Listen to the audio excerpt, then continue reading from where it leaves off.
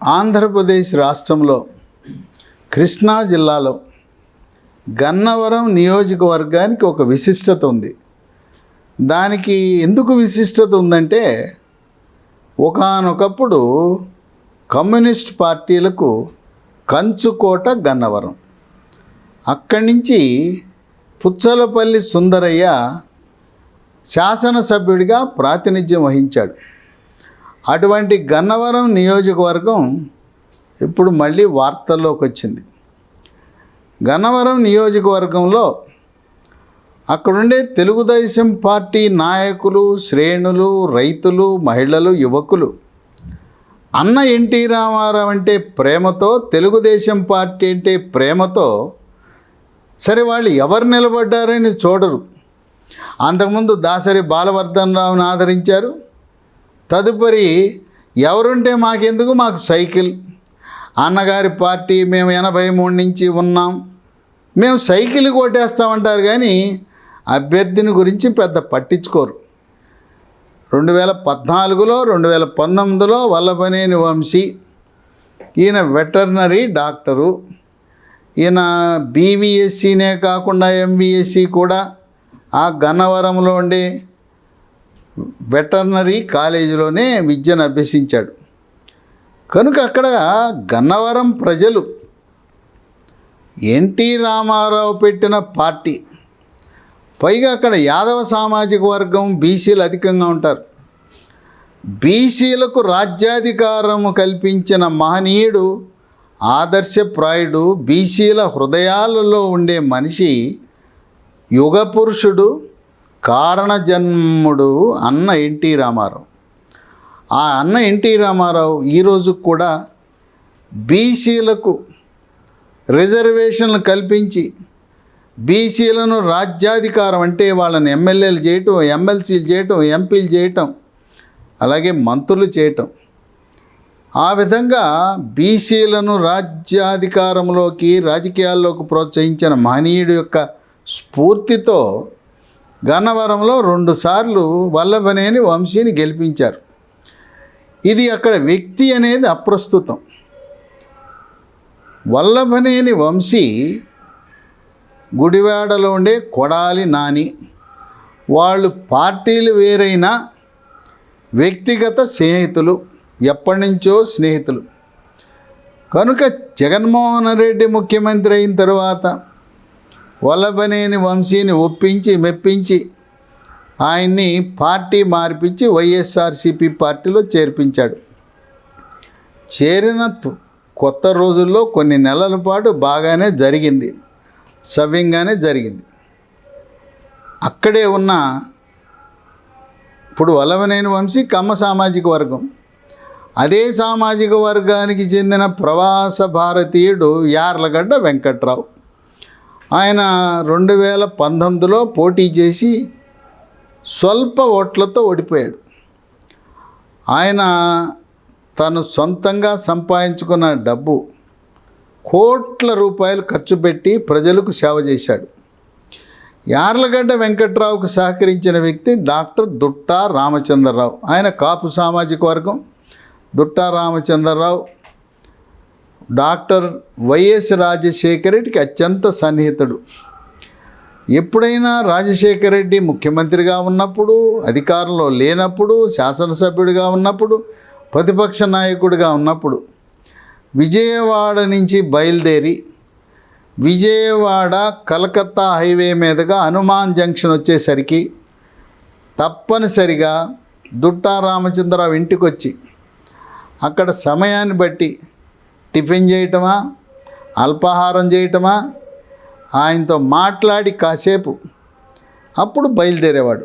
అటువంటి అత్యంత సన్నిహితుడు. అందువల్ల వైఎస్ రాజశేఖర రెడ్డి తరువాత జగన్మోహన్ రెడ్డితో కలిసి దుట్టా రామచంద్రరావు వైఎస్ఆర్సీపీ పార్టీలో ప్రవేశించాడు. అటువంటి దుట్టా రామచంద్రరావును కూడా ధిక్కరించి, అవమానపరిచి ఆయన తరపున ఉండే నాయకులను, శ్రేణులను, కార్యకర్తలను కూడా లెక్క చేయకుండా వల్లభనేని వంశీ ఏకఛత్రాధిపత్యం చేయాలని ప్రయత్నించాడు. అయితే దుట్టా రామచంద్రరావు, యార్లగడ్డ వెంకట్రావు ఇద్దరూ కూడా కలిసికట్టుగా వంశీ కాళ్లకు బంధం వేసి తమ ఆధిపత్యాన్ని ప్రదర్శించుకుంటూ నియోజకవర్గ ప్రజలకు సేవ చేస్తూ ఇక వ్యూహాత్మకంగా దుట్టా రామచంద్రరావు యొక్క సలహా మేరకు యార్లగడ్డ వెంకట్రావు తెలుగుదేశం పార్టీలో ప్రవేశించి ఎన్నికల్లో శాసనసభ్యుడిగా సైకిల్ గుర్తుపై పోటీ చేయబోతా ఉన్నాడు. వల్లభనేని వంశీ సైకిల్ గుర్తు లేకపోతే ఆయన గెలవడం కష్టమే అని చెప్పి ఆ నియోజకవర్గంలో ఉండే నిరక్షరాస్యులు, వేలుముద్రల వాళ్ళు కూడా మాట్లాడుకుంటాం అనేది విశేషం. ఇప్పుడు ఇంకో విషయం ఏంటంటే గత 45 రోజులుగా వల్లభనేని వంశీ నియోజకవర్గంలో లేడు, హైదరాబాదులో నివసిస్తున్నాడు. ఏంటి కారణం? అసలు పోటీ చేస్తాడా? జగన్మోహన్ రెడ్డి సర్వే చేయించాడు ఐపాక్తో. చేస్తే గన్నవరంలో వల్లభనేని వంశీ ఓడిపోతాడు. వాళ్ళు ఏం సలహా ఇచ్చారంటే వల్లభనేని వంశీని తీసుకెళ్ళి పెనమలూరులో పెట్టండి, పెనమలూరులో ఉన్న కొలుసు పార్థసారథిని తెచ్చి గన్నవరంలో పెట్టండి. గన్నవరంలో యాదవ సామాజిక వర్గం ఉన్నారు కనుక వల్లభనేని వంశీపై ఉన్న వ్యతిరేకత ఆయనకి గెలుపుకు దూరం చేస్తుంది. అందువల్ల పెనమలూరులో పెట్టమని సూచించారు. ఎప్పుడైతే కొలుసు పార్థసారథిని పెనమలూరు నుంచి గన్నవరం పొమ్మన్నారో ఆయన నేను వెళ్ళను అని పెనమలూరులోనే తెలుగుదేశం పార్టీ తరపున పోటీ చేయాలని అనుకున్నాడు. అవసరమైతే పెనమలూరు కాకపోతే నూజివీడు నియోజకవర్గంలో నుంచైనా కొలుసు పార్థసారథి పోటీ చేస్తాడు. అసలు కారణం ఏంటంటే ఆయన సీనియరు, మంత్రివర్గంలో స్థానం ఆశించాడు. మొదటిసారి పేర్ని నాని, కొడాలి నాని ఆయనకున్న సీనియారిటీ ముందు జూనియర్లు కాదు, సబ్ జూనియర్లు. రెండవసారి స్థానం కల్పించిన జోగి రమేష్ ఆయన కూడా జూనియర్ కూడా కాదు, సబ్ జూనియర్లు. అలాంటి వారికి మంత్రివర్గంలో స్థానం కల్పించి నేను రాజశేఖర్ రెడ్డి క్యాబినెట్లోనే మంత్రిగా పనిచేశాను, నా తండ్రి రెడ్డయ్య మచిలీపట్నం ఎంపీగా 1991లోనే రాజకీయం చేశాడు, నన్ను అవమానించారని మనసులో పెట్టుకుని తర్వాత కొలుసు పార్థసారథికి కొంత సమాచారం ఉంది. ఈసారి వైఎస్ఆర్సీపీ పార్టీ అధికారంలోకి రాదు, తెలుగుదేశం పార్టీ అధికారంలోకి వస్తుంది, జనసేన కలిస్తే బీజేపీ పొత్తు గెలుస్తుంది, గెలిస్తే చంద్రబాబు నాయుడు కొలుసు పార్థసారథి యాదవ సామాజిక వర్గాన్ని గౌరవించి మంత్రివర్గంలో స్థానం కల్పిస్తాడని పార్టీ మారి తెలుగుదేశం పార్టీ తరపున పోటీ చేస్తున్నాడు. ఇక ఇప్పుడు వల్లభనేని వంశీ పోటీ చేస్తే ఓడిపోతాడనే సమాచారం ఐపాక్ వాళ్ళు చెవులో జోరీలాగా పోరుతున్నారు జగన్మోహన్ రెడ్డికి. ఇక ఇప్పుడు వాళ్ళు తప్పనిసరి పరిస్థితుల్లో వేరే పేర్లు పరిశీలిస్తున్నారు. వల్లభనేని వంశీ 6 వారాలు 45 రోజులుగా నియోజకవర్గంలో కనపడటం లేదు. హైదరాబాదులో ఏం చేస్తున్నాడో ఎవరికీ తెలియదు. ఇప్పుడు ప్రత్యామ్నాయ పేర్లను పరిశీలిస్తూ వల్లభనేని వంశీని ప్రభుత్వం అధికారంలోకి వస్తే అప్పుడు ఏదైనా ఎమ్మెల్సీనో నామినేటెడ్ పదవిలో ఏదైనా చూద్దామని ఆలోచన చేస్తున్నారు. దీంట్లో 2 పేర్లు అక్కడనే నియోజకవర్గ వైఎస్ఆర్సీపీ శ్రేణులు నాయకులు చర్చించుకుంటున్నారు. మొదటిది దుట్టా రామచంద్రరావు కుమార్తె, అక్కడ దుట్టా సీతా మహాలక్ష్మి.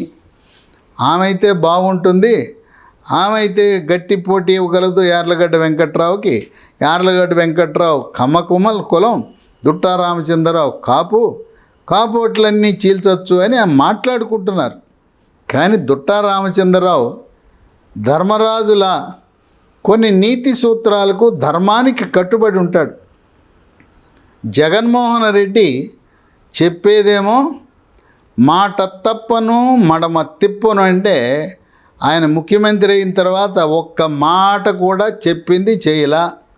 మడమ తిప్పనన్నాడు, తిప్పిందే మడమే తిప్పాడు. ఆంధ్రప్రదేశ్ రాష్ట్ర ప్రజలకు ముఖ్యంగా కృష్ణా, గుంటూరు, ప్రకాశం, పశ్చిమ గోదావరి, ఉభయ గోదావరి జిల్లా ప్రజలకు ఏం చెప్పాడు జగన్మోహన్ రెడ్డి? నేను అధికారంలోకి వస్తే అమరావతి రాజధానిని కొనసాగిస్తూ ఇంకా దాన్ని అభివృద్ధి చేస్తాను అని చెప్పాడు. ప్రతిపక్ష నాయకుడిగా ఉన్నప్పుడు శభాష్, అమరావతి అయితే అటు రాయలసీమకు ఉత్తరాంధ్రకు మధ్యగా ఉంటుంది, అందరికీ అనుకూలం, నేను మనస్ఫూర్తిగా సమర్థిస్తున్నానని ప్రతిపక్ష నాయకుడిగా చెప్పాడు. ముఖ్యమంత్రిగా అందలం ఎక్కగానే అమరావతి రాజధాని వద్దు, 3 రాజధానులు కావాలని మాట తిప్పిన మనిషి. ఇప్పుడు వల్లభనేని వంశీ మరి కుడితిలో పడ్డ ఎలికలా అయ్యాడు. గుడివాడలో కొడాలి నాని తన పరిస్థితే అంతంత మాత్రంగా ఉంది. కొడాలి నాని ఈసారి విజయం సాధించడం కష్టమే.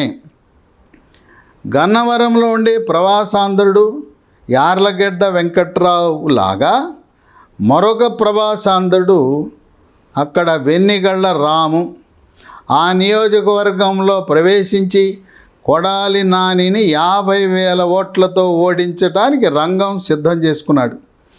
వెన్నిగళ్ళ రాముకు కలిసి వచ్చే అంశం ఏంటంటే ఆయన కమ్మ కులస్థుడు, భార్య మాల సామాజిక వర్గం. భార్య మాల సామాజిక వర్గం అయితే భార్య యొక్క తండ్రి అంటే పిల్లనిచ్చిన మామ పాస్టర్, ఆయన చర్చిల్లో మతబోధ చేస్తున్నాడు.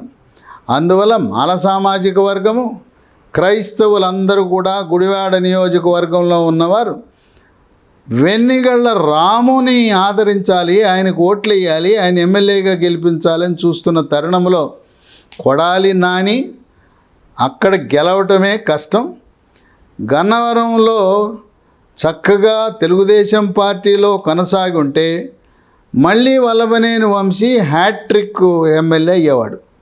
ఇప్పుడు తెలుగుదేశంలోకి వస్తానన్నా చంద్రబాబు నాయుడే కాదు, ఎవ్వరూ కూడా వల్లభనేని వంశీ బతికున్నంత కాలము ఆయన్ని తెలుగుదేశం పార్టీలో ప్రవేశానికి అంగీకరించరు.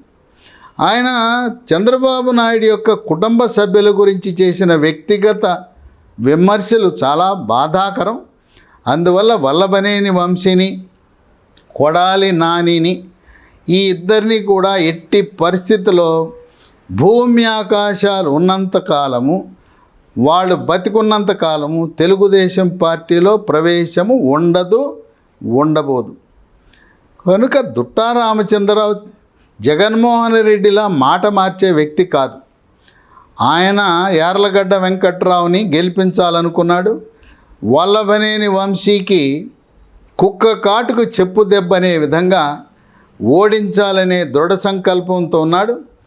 పార్టీ వైఎస్ఆర్సీపీ అయినా గన్నవరం నియోజకవర్గంలో వల్లభనేని వంశీకి టిక్కెట్ ఇస్తే అతను ఓడిస్తానని బహిరంగంగా చెప్పాడు దుట్టా రామచంద్రరావు. ఇక ఇంకో పేరు తెర మీదకి తెచ్చారు. కొలుసు పార్థసారథి పెనమనూరులో కాకుండా నూజివీడులో పోటీ చేస్తే అక్కడ నూజివీడు నియోజకవర్గంలో 2 సార్లు తెలుగుదేశం పార్టీ తరపున ఓటమి చెందిన ముద్రబోయిన వెంకటేశ్వరరావు యాదవ సామాజిక వర్గానికి చెందినవాడు ఉన్నాడు. ఆయన సీట్ ఆశిస్తున్నాడు. ఆయనకు నూజివీడులో తెలుగుదేశం పార్టీ టిక్కెట్ ఇవ్వకపోతే ముద్రబోయిన వెంకటేశ్వరరావుని గన్నవరానికి తెచ్చి వైఎస్ఆర్సీపీ పార్టీ టిక్కెట్ కట్టబెట్టాలనే ఆలోచన కూడా ఉంది.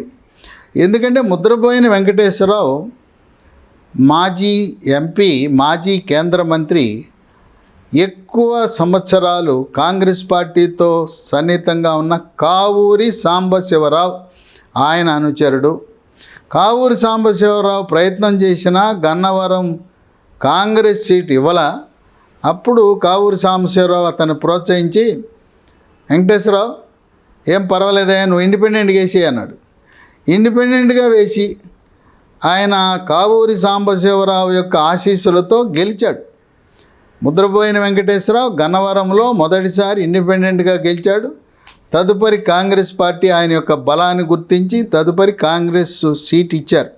2 సార్లు ఎమ్మెల్యేగా గన్నవరంలో ఉన్న గన్నవరంలో వల్లభనేని వంశీ ఉన్నాడని చంద్రబాబు నాయుడు, అతను ఉన్నాడు సిట్టింగు, వెంకటేశ్వరరావు, ముద్రబోయిన వెంకటేశ్వరరావు నువ్వు నూజివీడు వెళ్ళు, నూజివీడులోనూ గన్నవరంలో 2 నియోజకవర్గాల్లో యాదవ సామాజిక వర్గం బాగున్నారు, మీకు అనుకూలంగా ఉంటుందని పంపించడం జరిగింది.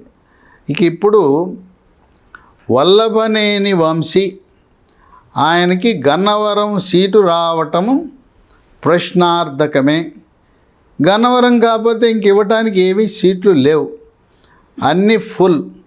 కృష్ణా జిల్లాలో ఉండే 16 నియోజకవర్గాల్లో కూడా అవకాశం లేదు. సరే, జగన్మోహన్ రెడ్డి ఒక కొత్త పథకాన్ని పెట్టాడు.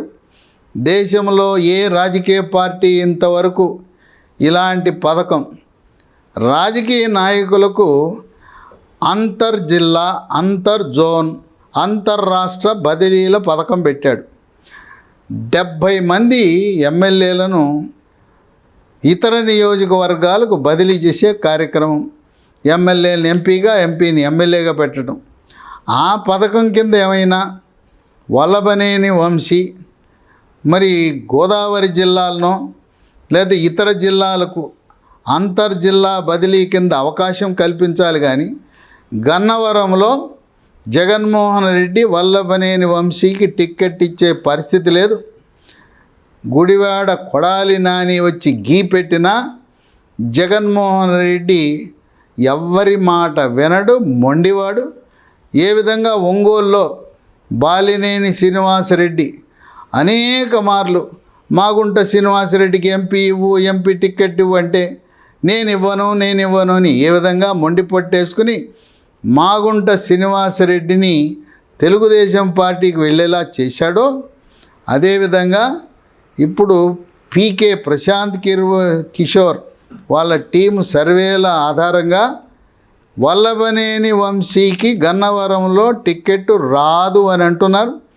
ఒకవేళ ఇచ్చినా యార్లగడ్డ వెంకట్రావు గన్నవరం నియోజకవర్గంలో 50,000 మెజార్టీతో విజయం సాధించటం, పైగా ఈ 50,000 మెజార్టీ మచిలీపట్నంలో జనసేన పార్టీ తరపున పోటీ చేయాలనుకుంటున్న వల్లభనేని బాలశౌరి విజయానికి దోహదపడుతుంది. అందువల్ల గన్నవరం, గుడివాడ 2 చోట్ల కూడా ఇద్దరు ప్రవాసాంధ్రులు. గుడివాడలో అక్కడ వెన్నిగళ్ళ రాము, ఇక్కడ ప్రవాసాంధ్రుడు యార్లగడ్డ వెంకట్రావు. ఈ 2 నియోజకవర్గాల్లో 1,00,000 ఓట్లు మచిలీపట్నం లోక్సభ అభ్యర్థికి అధికంగా వచ్చేలా చేస్తాయని విశ్లేషకులు భావిస్తున్నారు. ఏది ఏమైనా వల్లభనేని వంశీ రాజకీయ చరిత్ర సమాప్తము కాబోతుంది ఇంతటితో అని చెప్పి అక్కడుండే నియోజకవర్గ ప్రజలు, కృష్ణా జిల్లా ప్రజలు అందరూ కూడా చర్చించుకోవటం అనేది విశేషము.